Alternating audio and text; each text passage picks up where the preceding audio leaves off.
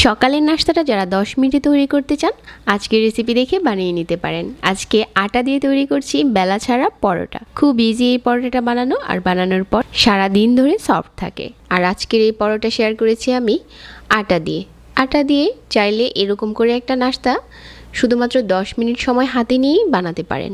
আশা করছি আজকের এই নাস্তার রেসিপিটা ভালো লাগবে সবার কাছে। চলুন তাহলে পরোটাটা বানাতে থাকি। ডিম পরোটা বানানোর জন্য একটা ডিম নিয়েছি, তারপর এখানে 1/4 চা চামচ দিয়ে দিচ্ছি গোলমরিচের গুঁড়া, পরিমাণ মতো লবণ দিয়ে দিচ্ছি, আর নিয়েছি কিছু ধনেপাতা কুচি। 1 কাপ দিয়ে দিচ্ছি আগে থেকে জাল করা লিকুইড মিল্ক। এখানে যদি মিল্কেও দিতে না চান তাহলে পানি দিয়েও এই ডোটা বানাতে পারবেন। তারপর দিয়ে দিচ্ছি 2 কাপ আটার পরিবর্তে ময়দাও নিতে পারেন।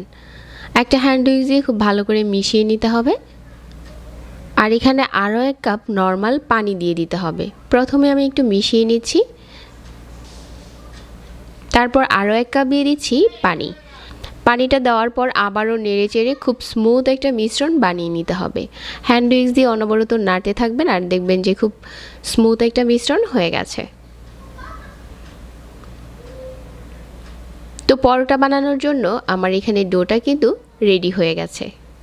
খুব মসৃণ একটা ডো হয়ে গেছে। এখন হচ্ছে ঢালার সুবিধার জন্য আমি একটা মগে নিয়ে নিচ্ছি। চুলায় একটা প্যান বসিয়ে অল্প একটু তেল দিয়ে টিস্যু দিয়ে মুছে নিতে হবে। তারপর একটা একটা করে পরোটা বানিয়ে নিতে হবে।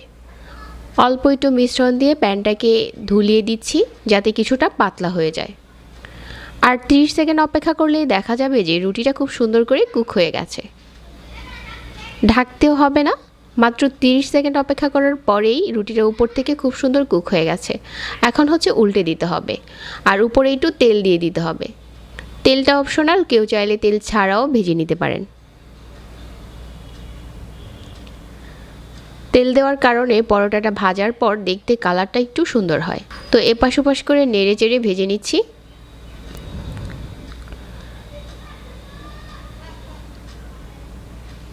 তো পরোটাটা ভাজা হয়ে গেছে, আর আজকে সবগুলো পরোটা আমি একইভাবে বানাবো।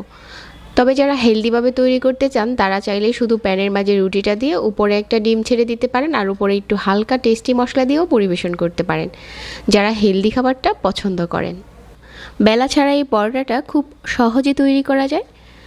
ঝটপট এই পরোটাগুলো বানানো যায়, খেতেও খুব মজার, আর সেই সাথে সারাদিন ধরে সফট থাকে।